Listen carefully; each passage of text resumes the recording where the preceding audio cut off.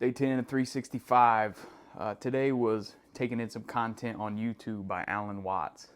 He's definitely, one of the most profound, deepest thinkers of our time, I would say. If you haven't checked out his stuff, definitely do so.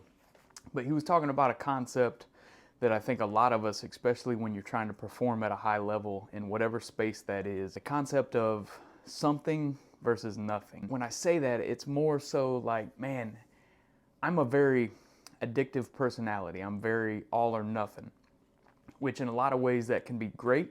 When I'm trying to pursue something, when I have a target in sight, I'm very focused on that. But on the flip side of that, if the alternative is doing nothing, that can be a dangerous avenue to go down, because if you're not doing perfection, which can be something that a lot of times in our minds we try and obtain, perfection in our career, perfection as a parent, perfection in our relationships, man, it's unobtainable. So it can be easy to fall into that mindset, well, if I'm not being perfect, then I'm just not going to do anything.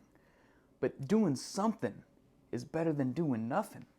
So whether that's in a fitness space, obviously doing 10 minutes on a treadmill is better than not walking at all. Having 2 glasses of water is better than not having any water at all. So in your career, if making 10 phone calls a day, that's better than making 0.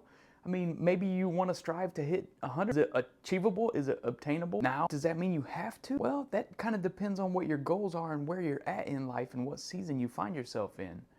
So don't fall into that trap of, well, I got to be doing all in. I got to be going 100 mile an hour, because you got to remember, sometimes we got to give ourselves space, which is why meditation is so important. All creation happens in empty space. If everything is so full, if life is so jam-packed full, if I got to be perfect at everything, man, what kind of space does that live? Or space does that leave? It's just, sit back and think on that a little bit. One of the analogies that I use when I'm nutrition coaching a lot of time is, if you're driving down the road and you get a flat tire, you're not going to get out and pop the other 3. That would just be silly. Don't be all or nothing.